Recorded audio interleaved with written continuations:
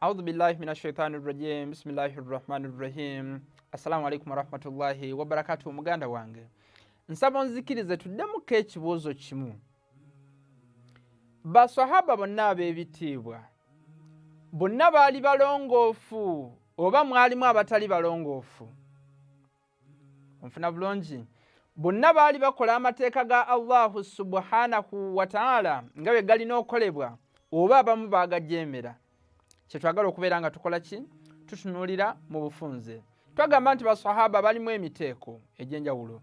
Twagamba nti waliwo omuntu yalaba ku Nabi Muhammad sallallahu alaihi wa alihi wasallama n'agoberera nabbi bye yamugamba, era ne nabbi we yafa, onfuna bulungi muganda wange, n'afa ng'akyali ku mateeka nabbi ge yajja nago aga Qur'an nga gava wa Allah subhanahu wa ta'ala. Ne tugamba omuteeko ogwokubiri, mulimu omuntu eyaliwo ku mulembe gwa Nabi Muhammad n'alaba nabbi, naye nga ayolesa nti mukkiriza, naye nga mu mutima munanfuusi. Onfuna bulungi? Abo nabo weebali bwe batyo. Ne tulaba nti waaliwo abaali abalungi ku mulembe gwa Nabi Muhammad sallallahu alaihi wa alihi wasallama, nabbi we yafa ne bakyuka ne bakontagana amateeka nabbi ge yajja nago aga Qur'ani nga gava Allah subhanahu wa ta'ala. Nolwekyo beebo baswahaba. Kati ne tugamba nti baswahaba bano si buli swahaba nti yali mutuukirivu, mulimu abasobya. Nfuna bulungi? Nolwekyo sigamba nti maybe waliyo abasiraamu abavuma baswahaba. Kati ng'ebyogerwa nti simanyi abaganda baffe abashia ithna ashara mbusoma bavuma baswahaba, si kubavuma, tebabavuma, naye boogera amateeka agali mu Qur'ani agogera ku baswahaba.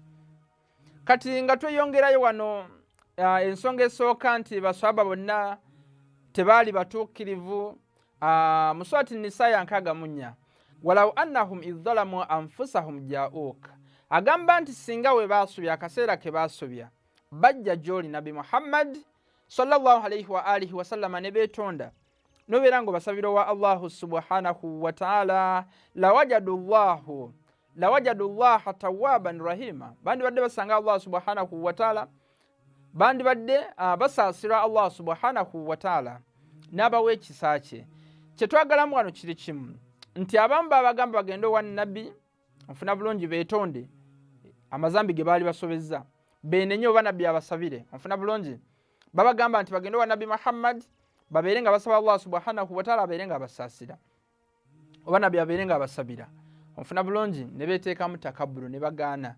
Era wano surati al-Munafiqun webanga eboogerako aya ey'okutaano egamba nti we babagambanga nti bajje owa nabbi abasabire Katonda abasaasire, waraaitahum yasudduuna wahum mustakbirun, onfuna bulungi, bakyusanga emitwe gyabwe nebagamba biki ebyo mutugamba, onfuna bulungi, wahum mustakbirun, era baalina takabbulu abamu nga beemanyi, onfuna bulungi, nga beewuulira. Nokyo eno aya eraga nti si buli swahaba yali mutuukirivu. Era ne kino kiddamu nti okusaba ng'oyitira mu nabbi Katonda abeere nga akusaasira tekinabuzibu. Eno aya ekyogedde bulungi, nabbi oba waali oba nga yafa tekirina buzibu, kuba twagamba nti nabbi awulira buli kimu. Nolwekyo eno aya eraga nti si buli swahaba nti yali mutuukirivu. Nga tweyongerayo twagamba nti swala olunaku olw'enkomerero weribanga ekkiriziddwa oliyitawo direct mu jjana, eyo swala ekujja ku mazambi, inna salata tanha anil fahsha'i wal munkar, mu surati Ankabut aya 45, weriba ekkiriziddwa Katonda agikkiriza oliyitawo direct. Ne tulaba akaseera ke kennyini ako nti Nabi Muhammad yabeeranga ne baswahaba mu swala nga bali mu kusaala mu maaso ga Allah subhanahu wa ta'ala. Mu surati Jumu'a aya 11 oba aya esembayo mu eyo sura ya Jumu'a, wa idha ra'aw tijaratan aw lahwan infaddu ilayha wa tarakuka qa'ima, Allah kinyola bulungi, we baawuliranga ebya business ebyokusuubula n'emizannyo, sometimes like nga betting mu lulimi olwangu, balekangawo nabbi ekanga yayimiridde mu swala ne bagenda ne bakola business. Omuntu watuukira okulekawo esswala gye tugambye nti olunaku lw'enkomerero eriba ekkiriziddwa aliyitawo direct mu jjana, abeerawo question mark oyo omuntu tabeera mwangu. Bano abaali bakikola si bakristaayo, baswahaba. kuba omukristaayo abatasobola kusaala na Nabi Muhammad sallallahu alaihi wa alihi wasallama. Ensonga ey'okusatu kulaba kuba twagamba nti omukulembeze oteekeddwa okubeera nga toli mulyazaamaanya la yanaalu ahadi zalimin mu Suratul Bakara ya 124. Ne tulaba wano nga nabbi afudde baswahaba abamu baleeta hadisi enfu ne bagamba nti nabbi byalese tebisikirwa ofuna bulungi biweebwayo nga sadaka eri abeetaavu. Era bw'atyo omuswahaba n'atwala ennimiro ya fadaki, era bw'atyo baswahaba ne batwala ennimiro ya fadaki.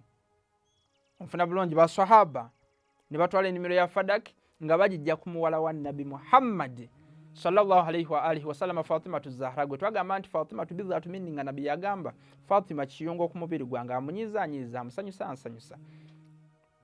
Era ne aya nenywera nekubako mu Suratul Ahzab aya 5:7 nti inna alladhina yu'dhuna Allahu wa rasul la'anahumullahu fid dunya wal akhirah, nti anyiza Allah n'omubaka we. N'ekyo onyiza Fatima obeera onyiziza omubaka, Katonda amukolima anyiiga okulaga ensonga, ofuna bulungi okulaga obukulu bw'abano Ahlul-Bayt alayhim salatu wassalam. Abamu batwala ennimiro ne bagamba nti nabbi byalese biweebwayo nga sadaka. Ne tugamba nti balimba kuba Surati Namuli aya 16 egamba nti wawarisa Sulaiman Daud. Nabi Sulaiman alayhi salatu wassalam, Nabi Sulaiman alayhi salatu wassalam yasikira ebyobugagga bya kitaawe Daud. Nitulaba n'okulaba era mu Surati Maryam nga tulaba Nabi Zakariya alayhi salatu wassalam asaba Allah subhanahu wa ta'ala abeere nga amuwa omwana agenda omusikira wa yarithu min ali Yaqub, era asikire n'okuva mu baana ba Yaqub alayhi salatu wassalam. Nolwekyo wano era olaba nti baswahaba bamu bakyuka nga batwala ebintu by'abantu. Ekiddako tulaba baswahaba bettingana. Kati nga Imamu Hasani amutta, kimanyikiddwa mu history, amutta ye Muawiya ng'awa mukyala wa Imamu Hasani obutwa muzzukulu wa Nabbi yennyini. Nabbi gwagamba nti Ali Hasani wal Husaini sayida shababi ahli janna. Imamu Hasani ne Husaini bebakulembeze, onfuna bulungi, bebakulembeze ababavubuka bonna mu jjanna. Twagamba nti mu jjanna temugenda kubeeramu bakadde. Nolwekyo waliwo ya hadisi egamba nti simanyi waliwo baswahaba abagenda okulembera abakulu mu jjanna eyeriko enfuufu. Kuba mu Suratul Waqi'a twagamba nti abantu bonna bagenda kubeera mu myaka gye gimu nga bavubuka. Nabbi yagamba nti Imamu Hasani ne Husaini bakulembeze abavubuka mu jjanna. Ono Muawiya sahaba n'akuliramu olukwe olutta Imamu Hasani alayhi salatu wassalam. Nolwekyo si buli sahaba nti yali mutuukirivu. Muganda wange ow'ekitiibwa, twagamba nti abantu b'enju ya Nabi Muhammad obazanyirako Katonda yabafuula okwagala okubagoberera nga tteeka. Surati Shura ya 2:3. Nitulaba ne baswahaba abalala abatta Usman, Khalifa Uthman, baswahaba be bamutta. Nolwekyo si buli sahaba nti yali mutuukirivu. Lwaki bamutta? Olugamba nti yali abatta Khalifa Usman ku lw'ebikolwa bye yali akola, ofuna bulungi, enguzi, okubeera nga agiragwa, okubeera nga akonsideringa Banu Umayyad si bokka n'ebirala. N'ekyo si buli sahaba nti yali mukkiriza. Muganda ngo ekitiibwa Talha ne Zubair nga beegattiddwa ku mamafu w'ekitiibwa Aisha, bwe batyo bagenda mu lutalo lw'e Jamal, onfuna bulungi, ekibatwalayo mbu kuyeekera asse Usman, ekibatwalayo mbu kuyeekera asse Khalifa Usman. Talha ne Zubair baali balungi ku mulembe gwa Nabi Muhammad sallallahu alaihi wa alihi wasallama. Naye ate Khalifa Usman wafa nga Imamu Ali ye khalifu w'abasiraamu, onfuna bulungi, ye imamu w'abasiraamu. Bano bagenda ne bamulwanyisa mu lutalo lw'e Jamal. Nono ne mama waffe w'ekitiibwa aya egamba nti waqawna fi buyutikunna, oteekeddwa okubeera ng'obeera, bakyala banna bateekeddwa okubeera nga babeera mu nju zaabwe, tebavaamu, tebafuluma. Bagenda ne balwanyisa Imamu Ali, imamu w'omulembe gwabwe, onfuna bulungi. Kati Talha ne Zubair baali baswahaba nga bwe tugambye. Hadisi egamba nti man mata walamu ya'rif imamu zamanihi mata mitata jahiliya, omuntu waafa nga tamanyi imamu we oba nga amulwanyisiza afa enfa ey'ekijahiliya. Kati Talha ne Zubair nga baali baswahaba bagenda ne balwanyisa imamu waabwe. Nolwekyo si buli swahaba nti yali mutuukirivu. Muganda wange w'ekitiibwa, baswahaba abamu ng'era Nabbi afudde. Twalaba nti Katonda yatonda era yalonda mu Surati Al-Kasr ya 68 ne mu ssuula ez'enjawulo, aya ez'enjawulo, twabitunulira mu misomo egyayita. Nabbi wafa nga alese ekiraamo kye nga twagamba kyali tukikola amagezi Nabbi okuvaawo nga talese bulaame, nga talese musika, nti yaleka Quran ne Ahlulbayt alayhim salatu wassalam nga bitwala mu Sahih Muslim volume eyokubiri page 238 nabyo ebigambo ebyo byayogera nga aya nkaga mu Suratul Maida emazokuka mu kifo Gadiro 10 nga bitwabira mu misomo ejayita ofuna bulungi muganda wange era nga hadith we muziraba ku screen yalonda omusika we nga Katonda yamugambye Imam Ali nga omusika we n'abaana bagenda omuva mpaka ku Imam Muhammad Mahdi ofuna bulungi nabi wafa abamu ne bakyuka ne bava ku kiramo kye ne bagenda ne beerondamu n'ekyo busuuliso abantu yali mutuukirivu muganda wange Usama amanyikiddwa ibn Zaid ibn Haris nti nabi nga abuzayina ku bbiri afe yamulondo mwana wa myaka 18 okubeera nga akulira abalala bagende mu lutalo ofuna bulungi abamu ne bagamba nti mwana mutaatu kulembera atya n'ekyo si buli swahaba era ne bagaana okumugoberera oyo gundi Usama ne bagaana ogenda naye mu bisome ebyo bintu bimanyikiddwa gweteka muntu baswahaba kyabagaana ogenda ne Usama ogenda kubeera ng'obalaba baswahaba bonna ate nga twaga Suratul Hashra ya 7 nti nabi buli kyabawa onfuna bulungi wama ataakum ar-rasul afakhudhuhu buli nabi kyabawa mbeere nga mukola ki mukitwala era buli kyabagaana mubeere nga mukola ki fantahu mbeere nga mukola ki mukireka nabi abagambye mugende wakimugaana ogenda nono omwana onfuna bulungi muganda gw'ekitiibwa n'ekyo si buli swahaba nti yali mutuukirivu mwalimu abalungi n'abo bava ku mateeka ga Allahu subhanahu wa ta'ala omwayinza okungamba nti ate wakyogera ku baswahaba nga waliwo aya kati nga Suratul Fatiha aya 18 nti lakad radiyallahu anil mu'minina idh yubayyi'unaka tahta ash-shajara nti Katonda yasima abamu onfuna bulungi nti Katonda yasima baswahaba nga bali wansi w'omuti mu Hudaybiyah tetugana alhamdulillah naye aya yennyini era ekuddamu erina shariti idh akaseera ako kuba twagamba nti Katonda abanga alamuza bulungi mu Surati Nahl aya 9 tasobola just kusiima baswahaba bonna wadde abamu bakyuka nga nabi afudde netugamba n'ogamba nti mu Suratul Fatiha yennyini eddamu aya 18 egamba nti gwe Nabi Muhammad abakuwa bai'a tebagiwa ggwe pawa ya Allah eri waggulu n'eyaabwe faman nakatha fa innama yankuthu ala nafsi abakuwadde bai'a mu Hudaybiyah wadde mbasiimye naye we bakyuka kwerumya bennyini era ngenda abapanishinga noyo alemera ku ndagaano egyakoze nawe ngenda musasula empeera nga nfanfe n'olwekyo si buli swahaba nti yali mutuukirivu muganda wange ow'ekitiibwa abamu ne bagamba nti Surati Tauba aya 10 ennyonnyola obulungi bw'abaswahaba abamu ne bagamba nti Surati Tauba aya 10 ennyonnyola obulungi bw'abaswahaba abasenguka ne nabbi onfuna bulungi ne banswal nti Katonda yabasiima tetuganye yabasiima alhamdulillah naye ate still mweyo aya yennyini ateekako akakwakulizo agamba nti walladhina tabauhum biihsan abakola ki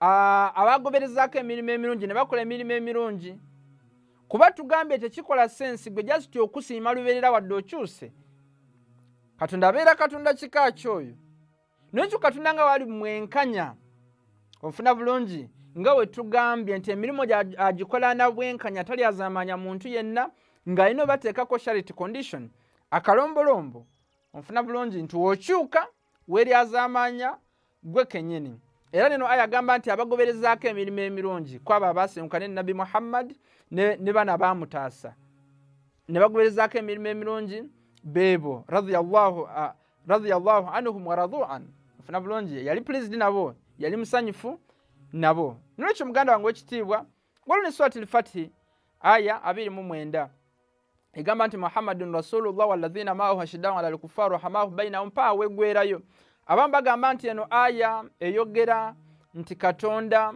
baswahaba bonna onfuna bulungi egamba nti mbweno aya era naye egamba nti baswahaba bonna Katonda yabasaasira onfuna bulungi yabasaasira na buli kimu n'abasuubiza empeera nga nnyingi tetugana alhamdulillah brother naye ate nga we twagamba nti obanga osoma Kur'an oteekeddwa okubeera nga ofumintiriza kigambo ku kigambo aya yennyini yeddamu egamba nti Muhammadun Rasulullah Nabi Muhammad ow'ekitiibwa n'abali naye egamba nti Muhammadun Rasulullah Nabi Muhammad mubaka okuva wa Allah subhanahu wa ta'ala walladhina ma'ahu n'abali naye ashiddaa'u 'alal kuffar bakambwe ennyo eri gw'otunuulira kana akalombolombo kennyini ababeera ne Nabi Muhammad baswahaba agamba nti ashiddaa'u 'alal kuffar bakambwe ennyo eri abakuffaaru kiba kitegeeza nti wewagendanga mu ntalo nga mulwanyisa abakuffaaru mwalina okulemeranga ku ndagaano zammwe ne mutadduka nga we twalaba nti wasabirina fil ba'sa'i wadh-dharra'i ofuna bulungi mu surati al-Bakara ya 17 nti ekiraga abantu abalemera ku ndagaano zaabwe ze bakoze n'abo abantu baswidikin bateekeddwa okubeera nga balemera ku biraamo byabwe. Eno aya ashiddahu ala al-kufaru nti bakambwe ennyo surati al-Fatiha aya 29 nti bakambwe ennyo eri abatakkiriza. Tulabamu nti bagendanga mu mutalo basahaba baddukangayo. Oli ayinza ogamba nti Katonda yabasaasira tetugaana naye yateekako kwakuliza omuganda ngo ekitiibwa nga surati Nisa ya 16 weegamba onfuna bulungi nti illa alladhina taabu weweetonda maybe ng'omaze okudduka mu lutalo onfuna bulungi wa asilahu ate era n'olongoosa emirimu gyo. Ekibuuzo kiri nti nabbi we yafa bonna baalongoosa kuba tulaba nti n'abamu baakyuka ne bava ku bulaame ku kiraamo kya nabbi Muhammadi sallallahu alaihi wa alihi wasallama ne beetemyatemamu ne baleeta ebibinja mu busiraamu. Ate nga we twagamba mu surati al-An'am aya 65 ofuna bulungi agamba nti abagenda mu bugundi mu Sakifa Allah agamba nti abantu abo nfuna bulungi abamugattekako ebintu ebirala kati ng'ogenda ne beerondamu babeera nga abakoze shiriki. Wano mu surati al-An'am aya 65 agamba nti agenda kuleeta ebibinja binjanga byanjawulo onfuna bulungi buli kibinja kikambwe ennyo. Kati saawa zino olaba omusiraamu nakugamba nti simanyi wotabeera na kino oli mukuffaaru simanyi okola kino okola bidia biki ebintu tubwe bityo agamba bino byonna bijja kuba abamu bagaana ekiraamo kya Nabi Muhammad ekya Qur'an ne Ahlul-Bayt. Nolwekyo baswahaba si buli swahaba nti yali mutuukirivu muganda wange ow'ekitiibwa. Nolwekyo surati al-Fatiha gamba nti ashiddahu ala al-kuffari bateekeddwa okubeera nga bakambwe ennyo eri abatakkiriza. Tulaba nti abamu baddukanga mu ntalo ngeza Uhud. Era ne tweyongerayo ne tulaba nti ne tugamba nti rahamahu bainahum era baakisa nnyo onfuna bulungi bakola baakisa nnyo eri buli omu. Kati gwobeera ng'oli waakisa nga nabbi afudde ki ekikutwaza ebintu bye baamuleka ba Fatima onfuna bulungi muganda ng'ekitiibwa. Nekyo si buli sahaba nti yali mutuukirivu kuba tulabawo ne bamaawiya nga batta abazzukulu ba nabbi Muhammad sallallahu alaihi wa alihi wasallama abamu balwanyisa omusika wa nabbi Muhammad ate Katonda agambye ntuteekeddwa okubeera nga waakisa. Nekyo mu bufunze hadisi nyingi ne baganda baffe abasunni mu Sahih Bukhari nga zigamba nti olunaku lw'enkomerero nabbi ali banywesa abamu ku baswahaba be bamalayika balijja onfuna bulungi ne bamujjako bali mumujjako. Nabbi nagamba ashabi nagamba nti baswahaba bange bali muddamu nti tomanyi bye baakola ng'okoze eki ng'ovuddewo. Nekyo kiraga hadisi ya Sahih Bukhari Sahih Muslim n'ebitabo ebirala muganda wange. Nekyo si buli swahaba nti yali mutuukirivu. Era nebino ebigambibwa nti simanyi baswahaba bonna kannujum balinga munyenye obeekwatako simanyi nti baswahaba kannujum balinga munyenye basobola okubeera nga bakulungamya. Si buli swahaba oyo yekka omukozi w'emirimo emirungi. N'ekino ekigamba nti majara baina swahaba nasikutu ebyagamba baswahaba tusirike aya 13 zigamba nti ogere ebyafaayo. Kati nga mu surati al-Araf ne ayati ez'enjawulo zigamba nti tubeere nga tusomye ebyafaayo tubeere nga tutegeera eddiini yaffe muganda wange ow'ekitiibwa. Nolwekyo gwe omusomo gwaffe gukwatagana ne baswahaba. Si buli swahaba nti yali mulongoofu. Mwalimu abalungi ne mubeeramu n'ababi. Era bano abalungi osobola okubeera ng'obasomako tekina buzibu naye nga we twagamba. Nolwekyo mu bufunze twagamba nti ekiraamo kya Nabi Muhammad yali Qur'an ne Ahlul-Bayt nga we tulabye. Baswahaba inikeso oli yakola emirimu emirungi n'abeera muntu mulamu osobola okumusomako tekina buzibu naye si bonna nti baali batuukirivu. Nolwekyo gwe omusomo gwaffe mu bufunze. Wassalamu alaikum warahmatullahi wabarakatuh. Akafunyisa babeere ng'osharingira omulala.